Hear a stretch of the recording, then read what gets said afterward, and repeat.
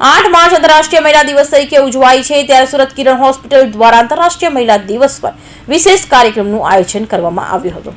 આંતરરાષ્ટ્રીય મહિલા દિવસ દર વર્ષે 8 માર્ચે ઉજવવામાં આવે છે। આ દિવસની ઉજવણીનો હેતુ મહિલા સશક્તિકરણ તરફ એક પગલું છે। આ દિવસનો ઉદ્દેશ્ય મહિલાઓની પ્રગતિ અને વિકાસને પ્રોત્સાહન આપવાનો પણ છે।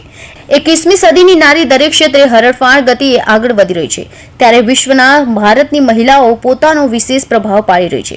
દરેક સમાજમાં મહિલાઓને ઉચ્ચ સ્થાન મળી રહ્યું છે, જે પરિવાર સાથે સમાજ અને દેશમાં પણ આર્થિક ભાગીદારી થઈ રહી છે। મુદ્રા લોન સહિતની વિવિધ યોજનાઓ અમલમાં મૂકવામાં આવી છે, જેનો લાભ મહિલાઓ પણ લઈ રહી છે। સ્ત્રી સશક્તિકરણ દિશા તરફ દેશ ડગલે ને પગલે આગળ વધી રહ્યો છે। આજે કિરણ હોસ્પિટલ દ્વારા વિશ્વ મહિલા દિવસ નિમિત્તે એક સેમિનાર રાખવામાં આવ્યો છે। કિરણ હોસ્પિટલના 400 સીટના ઓડિટોરિયમમાં આજના સેમિનારમાં બહુ ઉત્સાહ સાથે બહેનો જોડાણા છે, અને આમ સામાન્ય રીતે જોઈએ તો પુરુષ પ્રધાન માનસિકતા વર્ષોથી બહેનો સાથે અન્યાય કરે છે। આપણા દેશમાં 1970થી કુટુંબ નિયોજન કાર્યક્રમ આવ્યો। આ પુરુષ પ્રધાન માનસિકતાએ બાજુબાજુના 2 ઘર હતા, એક ઘરે પ્રથમ 2 છોકરા જન્મ્યા, ઓપરેશન કરાવી નાખ્યું। બાજુના ઘરે પ્રથમ 2 દીકરીઓ જન્મી, એમને ઓપરેશન ન કરાવ્યું, ત્રીજું સંતાન છોકરો જન્મ્યો। 2 ઘરની કમ્પેર કરી તો 3 છોકરા અને 2 છોકરીઓ।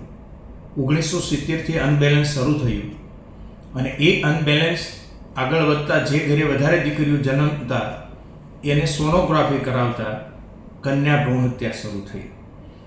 એક માનવી પોતાની કુખમાં ઉછરતી દીકરીને કેવી રીતે હત્યા કરી શકે? આ રાક્ષસી વિચારને સમાજમાંથી દૂર કરવા માટે 2003થી અમે એક બેટી બચાવો અભિયાન માટે ખૂબ કામ કર્યું।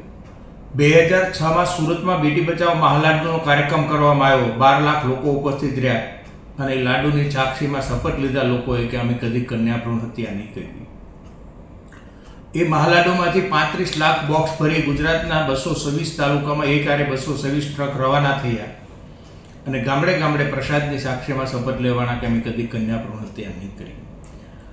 વિશ્વ આખામાં આપણે જોઈ તો છોકરી અને છોકરાને એક નજરથી જોવામાં આવે છે, બંનેની કામ કરવાની પદ્ધતિ પણ એક હોય છે। તો એ તરફ આપણો દેશ જઈ રહ્યો છે। પ્રધાનમંત્રી નરેન્દ્રભાઈ મોદીએ આખા દેશમાં બેટી બચાવો બેટી પઢાઓ અભિયાન જે આંક્યું છે, અને દેશમાં જાગૃતિ આવી રહી છે। એક સમય હતો કે 1000 છોકરાની સામે કોઈ વિસ્તારમાં 700 તો કોઈ વિસ્તારમાં 800 દીકરીઓ જન્મતી હતી।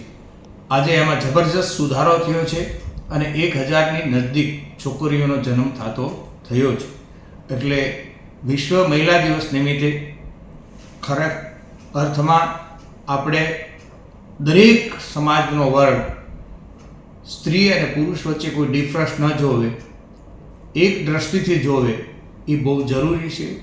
પોતાના ઘરે દીકરી જન્મે કે દીકરો જન્મે એમાં કોઈ ફરક નહીં હોવો જોઈએ। એ તરફ વિશ્વ આખું જઈ રહ્યું છે, અને ભારત પણ એ તરફ જઈ રહ્યું છે। ત્યારે આજે વિશ્વ મહિલા દિવસે તમામ બહેનોને આપણે ખૂબ ખૂબ શુભકામના પાઠવવી, અને નારી શક્તિ ચારે તરફ એમની ઓર શક્તિમાન બને, અને હર કોઈ કામમાં એમની ભાગીદારી બને, એવી શુભકામના। ત્યારે દેશની દરેક સેક્ટરમાં પોતાનું બહુમૂલ્ય યોગદાન આપનારી નારી શક્તિને બિરદાવવા હેતુસર સુરત કિરણ હોસ્પિટલ દ્વારા વિશ્વ મહિલા દિવસ નિમિત્તે એક સેમિનારનું આયોજન કરવામાં આવ્યું હતું, જે અંતર્ગત કિરણ હોસ્પિટલના ઓડિટોરિયમમાં મોટી સંખ્યામાં મહિલાઓ જોડાઈ હતી।